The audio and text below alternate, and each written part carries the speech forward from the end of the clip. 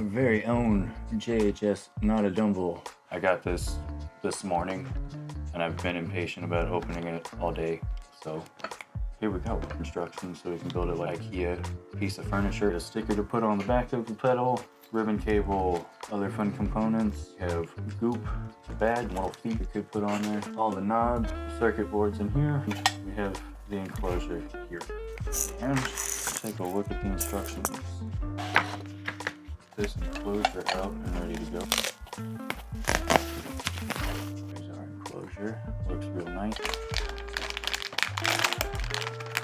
Now for what is arguably the most stressful part, they tell you to break the circuit board right off the rip. That's the way to do this. You can go like that. Oh, I tried to do it there. Oh. Maybe. More force than I expected, but it also makes sense. And power jack up there in the top. You can see a little internal trim pot that we'll be able to adjust for presence later. And then we have our little LED indicator lights for the channel that we're on. We have the switch here, which unfortunately, the realization that I should have brought my Jaguar because the switch is exactly like a Jaguar rhythm circuit switch. And then in our bottom one here, they actually built in some wrenches that we'll be using. One. Wrench number one. Okay. Wrench number two. Get these windows off of here. There's also some little hidden messages on both of these circuit boards. We got thanks to Mr. Mayor for kindly letting me study so many wonderful devices I had never seen. His first amp was 1963. Year after year they arrived with more and more mystery. Both of our circuit boards are now ready. We have 3 different wrenches to work with. Very good. That up. Hold that. Struggle to pick up these washers and nuts because I have no fingernails right now.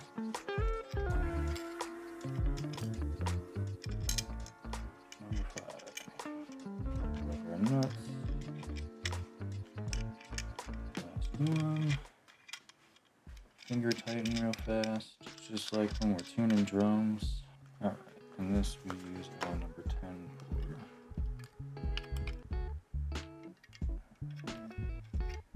This one tight. Now we go to the next side here. We got a locking washer right down here on the foot switch. I don't know if that is supposed to go teeth down or teeth up. Do you know? Looks like the teeth are down.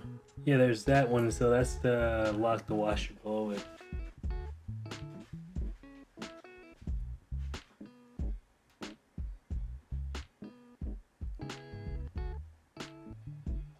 Well, got that. And that whole thing gets held up like this.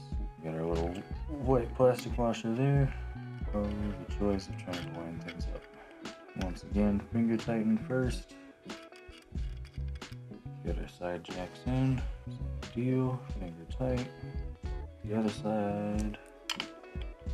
Our number 14 here. And our number 11 on the side. Gotta very carefully put in this ribbon cable. Same deal.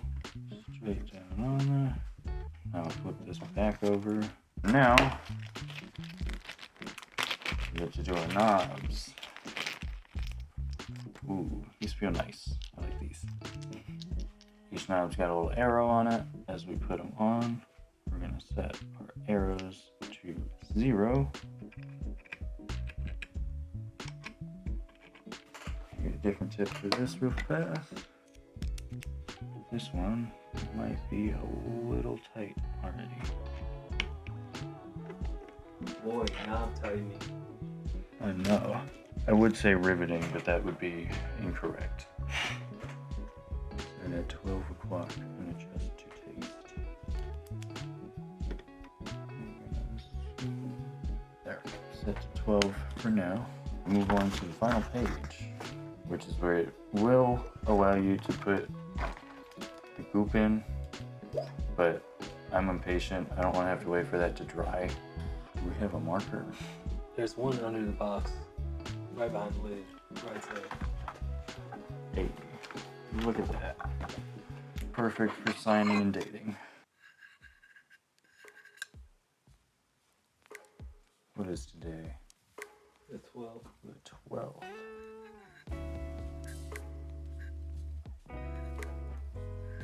Horrible numbers ratio. Oh well. Wait, this is 13. Is it? No. You can't do that to me. Please. Signed. Dated. Put the back plate on here. Get them screws in.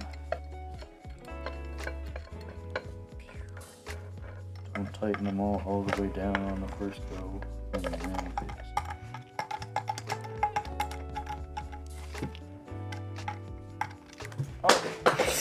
Like, I really do love working with my hands, but like, I fumble so hard sometimes.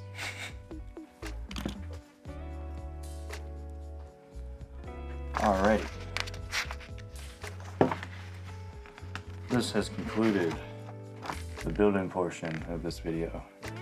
We now have a nice, well-built pedal, a beautiful JHS pedal, which I am super excited to have on the board. But now we gotta double check my own handiwork, make sure that, you know, our power connections work, our ins and our outs work, and then we can check out what this thing sounds like.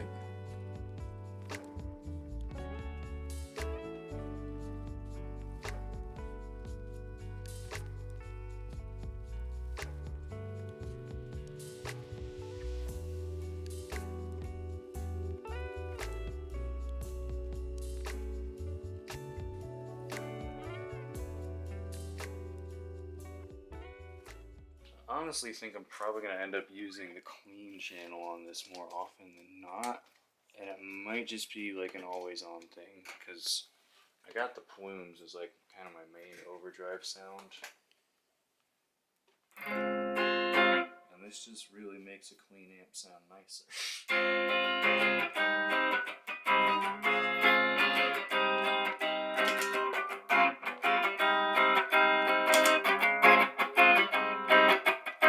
It just takes your already clean and makes it a little bit cleaner.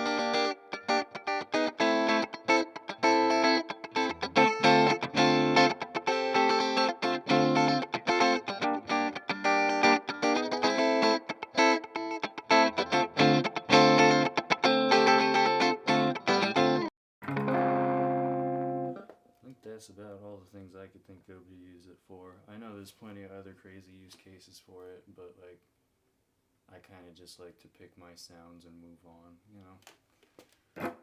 Simple, easy.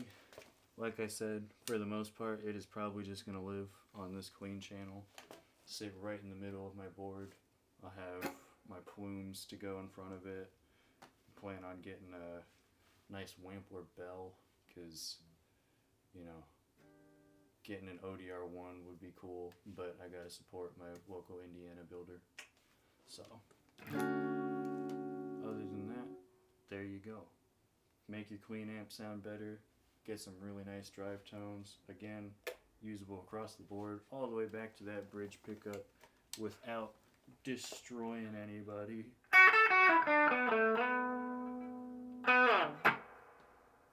And there you go. That's my uses for this lovely little words are gone.